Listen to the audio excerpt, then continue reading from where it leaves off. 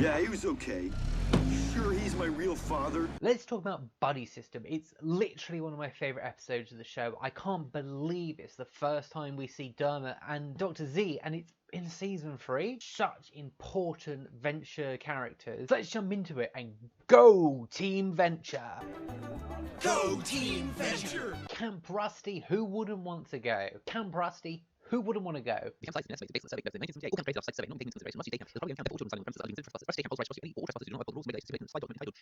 I love this light-hearted episode. It's normally the one I show people to get them into the show in the first place, because it's a great episode. I'm talking about the rubber mask set. The little guy. And the animation quality is a little less jarring than it has been in the previous seasons. This is all wrong. This is not the way this is supposed to go down. Wow, I've never had wired hydrofoil before. It's just another day in the lives of our favourite family. Albeit one of the worst ideas Rusty has ever had. Children should be nowhere around this compound. Makes me feel warm and fuzzy. Just trying to get back to the fans that make me. At the start of the episode, we get these awesome logos of the great activities on offer at Camp Rusty. Learn adventuring from pros like Action Johnny. Most of these are really straightforward, with Ghost Pirate Syndicate being my favourite. But then we have the Wee Wee Rollers, which reading through the art book was... The joke is it's some 70s logo for a 4th grade tumble team that comes out the back of a tumble van and they're never spoken of.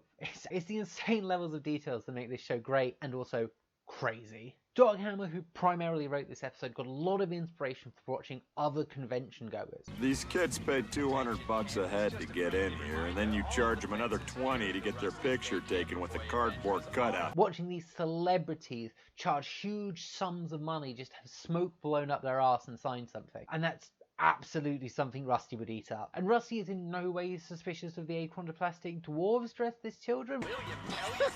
Wowsy. Kids, you're kidding, right? They're achondroplastic dwarf. Which is either very progressive of Rusty or very concerning that he's taking too many diet pills at the moment. Is Rusty woke? And they're almost as good as you or I, and they deserve this camp as much as any other kid here. We also know Billy's real age for the first time as some horrible kid kills his self-image. Please, boy, you don't really look like a little kid.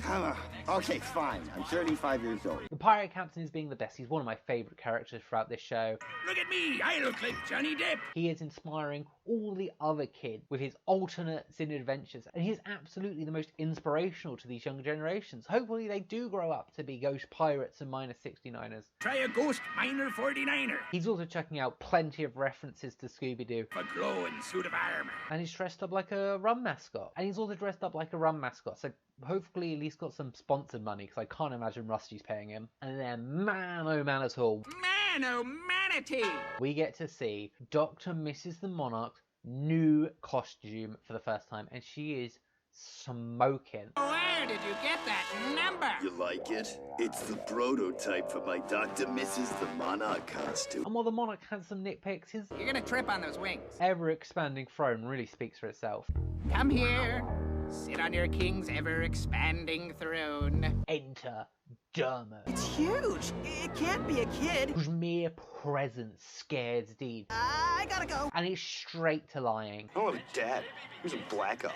Probably went undercover to kill somebody. And we get it. We all knew the kid who's Dermott, whose dad was in Black Ops, and he had a girlfriend in a different school in a different state. It's just part of growing up. Action Johnny's also in this episode. What is that? Does he not have a father? No!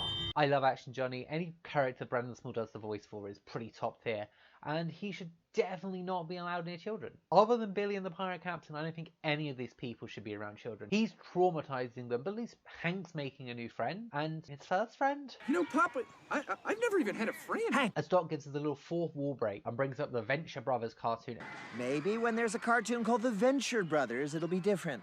And this is kind of on Doc. He does have kids who are globe-trotting boy adventurers. They might not be as competent as him, but still, he could have made a hell of a lot of money writing a cartoon about his boys. It probably would have been pretty popular, maybe lasted around 18 years, and still had people making weird videos on it after it finished. The Order of the Triad are also attending the camp, and maybe they should be around kids, but they're trying to keep them safe. Do you know what's really cool?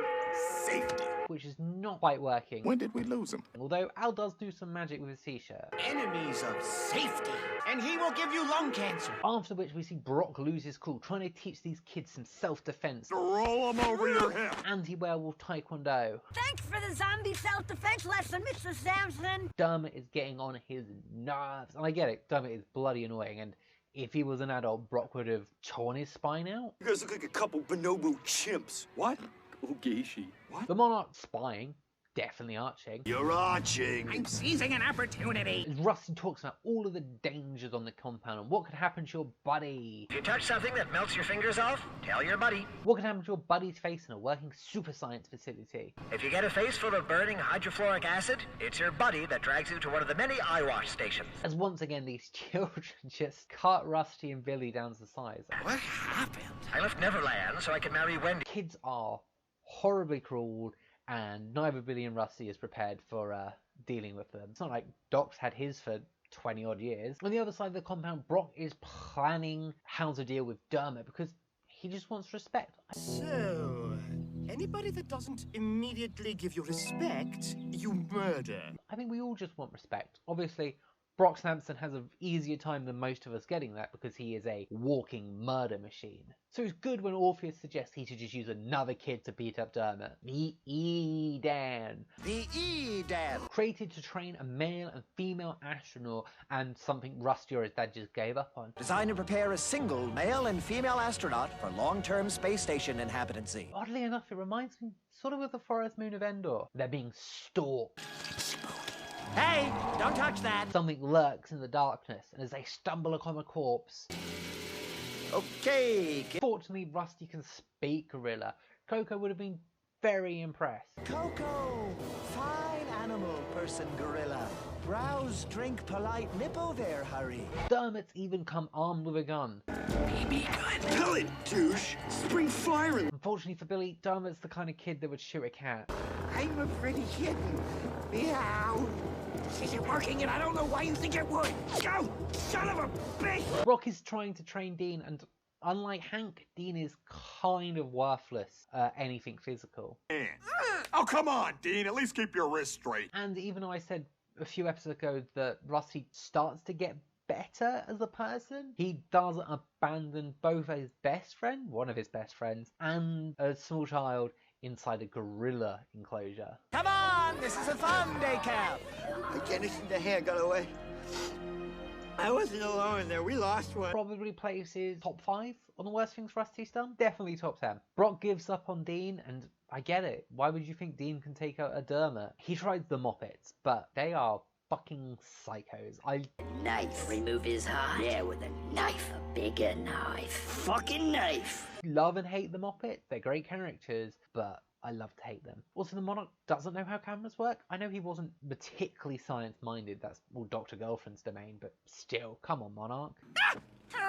Can't see you. Down! Oh, and Doc really misses you idiots. While the Venture crew set up for the big finish, the Moppets return to base riding the new Monarch mobile, the Monarch Vespa. Like you were trying to fail me! I don't think we see this again throughout the series. It's also the first reference we get to the Monarch swinging. Worse than seeing you with another man. Oh, hey, that was not my idea. I thought it would turn me on. Triana shows up as well. Boo! Then Dr. Z, the absolute top tier villain.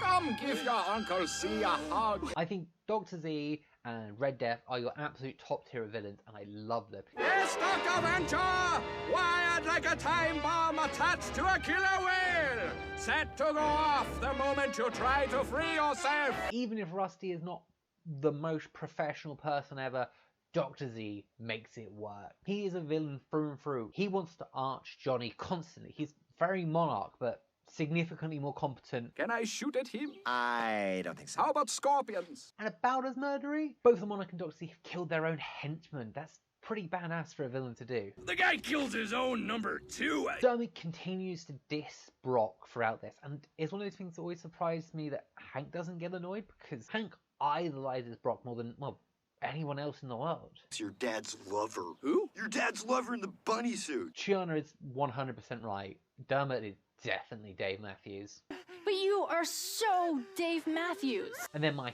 favourite fight the Venture Bros has to offer. I might be crazy on this one, but Dermott versus Dean. The whole episode has been building to this, and it's just pure nerd rage. That's not how! A true spinning murder top.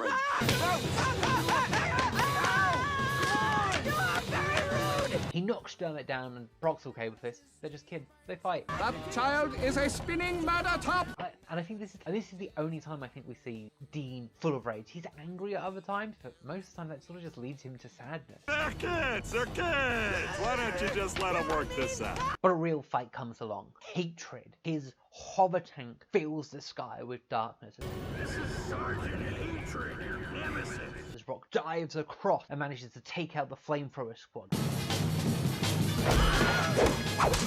Brock probably likes to murder people in costumes. We know he likes to do it in a tuxedo. Hey, he started it! Oof, but hatred is... him talking about children just shivers down my spine. I can't be around these sexy little children. All right, kids. Again, love to hate him, but he wants to work out scheduling. Wednesday, 5:30. Menace Dr. Venture. Okay, here's your problem. 5:30 a.m. Because that's what real villains do. I'm sure Dr. Z was doing scheduling all the time. But everyone fangirls over Dr. Z. He is the best. Hatred gets out the cameras. Private Tilday! Sir, yes, sir! Get the surveillance equipment! I mean, the guy murdered his own number 2 just for blundering. The fool! He made his last blunder! And we never see the Monarch kill his number 2, and he definitely wouldn't now it's Dr. Girlfriend, but other than 24 and 21, I think he would have killed almost any other ones of his henchmen, and he only wouldn't have gone after 21 and 24 because they probably would have survived somehow. And we have the little slideshow of photos, and they're great. I love beating up Dermott, Dr. Z and Hatred, Twilight's rusty shirt, Strong Dean, the pirate captain and friends, Hank pranking Billy, maybe an illegal clone lab. Well, And the Order of the Triad doing something genuinely nice. And as everyone starts to head home, Rusty gives back a genetically altered clone slug of a child he let die. Good fun. He'll be fine. You did it. Honestly, Rusty, it's pretty bad. I think this is probably something worse than anything Hatred has done. Maybe not. Anything worse than the Monarch has done. Oh, please. You should have seen that kid's DNA. It was a ticking time bomb of cancer. I cleared that up. While Dermott tells Hank how to make napalm, fortunately he's wrong, because I definitely could have seen domestic terrorists in his future. Because you make short and sassy with the active ingredient inserts, which is retsin, you get napalm. And I'm glad Hank made a friend. I'm glad Hank and Dermott made friends. I love Hank. He's my favourite. He's my boy. And I always want him to be happy, even if his friend is Dermott. And we get our twist reveal. Yeah, he was okay. You sure he's my real father? Somebody at the camp is Dermott's dad. And the creators have said that they wanted you to think it was Brock Sampson. They even thought about giving him the sort of curly hair. But they knew from the start it wasn't going to be. I'm not sure they knew it was going to be Rusty, but they knew it wasn't going to be Brock. Now, after credit scene, I'm always a little bit mixed on because Dr. Mrs. M did actually sort of betray her husband. Just as I asked. My little moppets were perfect as always. It probably was for the best because the Monarch was definitely breaking guild law. Come give your lady a hug.